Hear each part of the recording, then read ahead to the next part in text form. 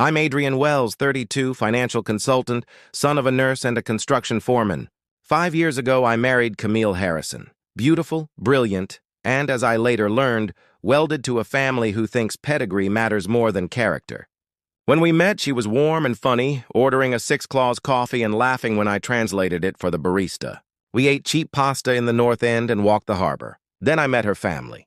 Her mother, Marjorie, ran an art gallery in Back Bay and treated prices like proof of holiness. Her sister Isabel lived online, newly engaged to Julian Remington of the Remington Bank. Around them, tasteful meant expensive, and quaint meant beneath them. Little by little, Camille shifted to their frequency. New salon, new shoes, new ways to correct me. I told myself it was temporary, that marriage would soften the edges. It didn't. Family dinners were weekly auditions I never passed. Work too practical. Friends too colorful. I was a fixer-upper husband, and every time I patched what they disliked, a new crack appeared. The last straw arrived dressed as Isabel's engagement party at the Museum of Fine Arts. Planning happened at Marjorie's gallery, where I learned that guest lists were a battlefield and aesthetic was code for money talks. Whenever I offered to help with logistics or budget, someone smiled the way you smile at a child steering a toy wheel.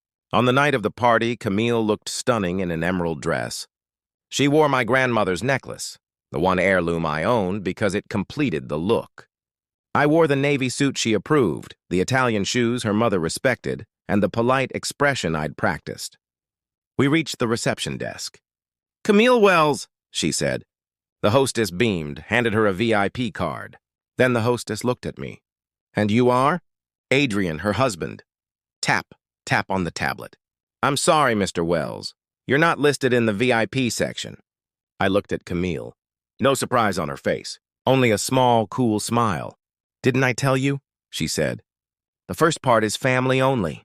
"Family," I repeated. "I'm your husband." "It's a Remington thing," she whispered. "You'll join the main reception later. Be gracious." So I let the hostess escort me to the general area, a beautiful overflow room for people who mattered less. My seat had a perfect view of the VIP table, the Harrisons glowing under chandeliers, the Remingtons polished and serene. Dinner began. Plates landed in front of everyone at my table except me. I flagged a server. "I think you missed me." He winced. "Sir, I was instructed not to serve you at dinner this evening." The words were simple. The message was not. I glanced across the room. Camille saw me looking and held my eyes. She leaned to her mother and said something. They both smiled. The server returned with a second humiliation. "You're welcome to sit at the family table," he murmured, "but service there is for family only." I looked at my empty place setting. Then at Camille, laughing, composed, wearing my grandmother's necklace like a trophy. In my pocket was a velvet box, a Harrison heirloom ring Camille had asked me to hold because it was too bulky for proper dining. Something in me clicked shut. I stood, walked the long, bright aisle between tables, and stopped behind Camille's chair. Conversations faded. Julian looked curious. Marjorie looked annoyed. Isabel looked blissful in the way only very sheltered people can. "What are you doing?" Camille asked, cheerful for the audience, sharp for me. I opened the velvet box, lifted the ring, and set it beside her plate. A tiny sound against the linen. Then I said evenly, "I'm done." The room went silent. "Adrian, wait!" Camille reached for my sleeve, but I had nothing more to give. I turned and walked toward the exit. Behind me, voices rose. "Julian, what just happened?" His parents, Vivian and Edward Remington, stood.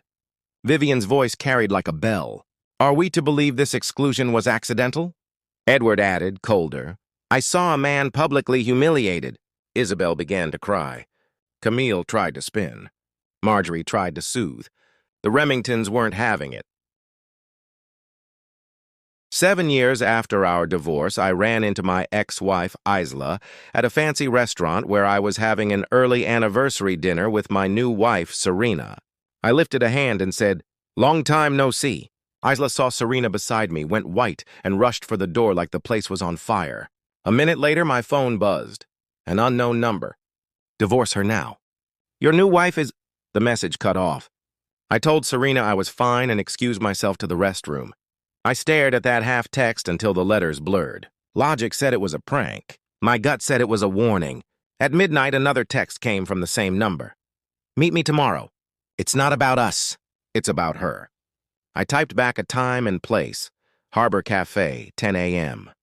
Isla walked in on the dot, looking older, leaner, and exhausted, like someone who'd been carrying a secret for too long. She slid a folded sheet across the table. It was a mugshot, blonde hair, different name. Vivian Cross, but the face was close enough to make my chest tighten. The bones were Serena's. She goes by Serena now, Isla said. 10 years ago she was Vivian. Fraud charges in Arizona. She got off on a technicality.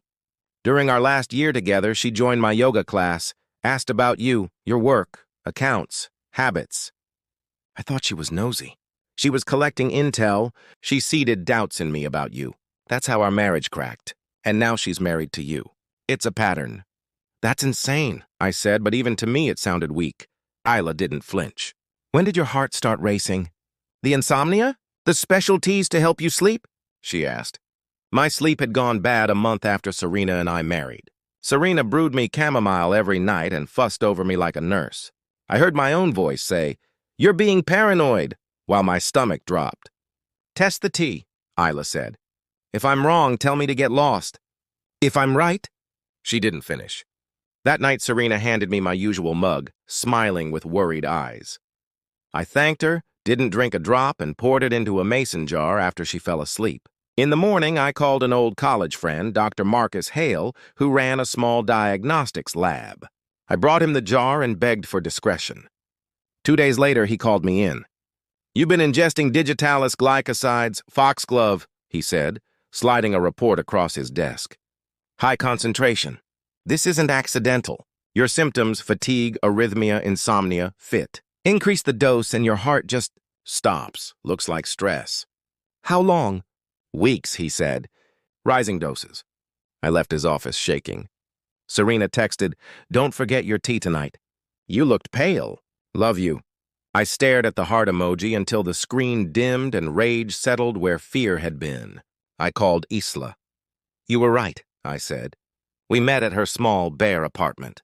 She poured real coffee and brought out a manila folder, aliases, property records, photocopied police notes. The same face with different names. 6 men tied to Vivian and her friends. Several had died of natural heart attacks. There's a name behind the money, Isla said. Maddox. My PI found shell companies and transfers. She's not alone. I needed help beyond anger. I called Derek Voss, my oldest friend, former military police, now private security, professional paranoid. He came over, listened in silence, and turned my house into a surveillance set. Pinhole cameras and lights, mics and outlets, motion alerts routed to a secure server. Play along, he told me. Act tired. Let her think it's working. The more confident she is, the sloppier she'll get. Isla brought her sister Tessa, a forensic accountant. Within hours, she found small, regular transfers bleeding my accounts, over $600,000, into a web of shell companies and crypto wallets that circled back to, yes, Maddox Roar. Real estate purchased for cash, laundering, a business. 3 days later, during a client meeting, Derek's app pinged, motion in my kitchen. I ducked into an empty office and opened the live feed. Serena paced in our kitchen, phone to her ear, blue sundress swaying. He's suspicious, Maddox, she said clearly. Not drinking enough tea. If the tea doesn't work, we'll make it an accident. He's got power tools. Carbon monoxide from the generator. Insurance is $2 million, split 3 ways like we agreed. She took a small brown vial from behind the coffee filters and dripped liquid into the tea tin. Double dose tonight. If his heart doesn't quit by the weekend, Plan B. I recorded everything and sat very still, breathing like a diver. That night she made herb-crusted salmon and lit candles. You look tired, she said softly.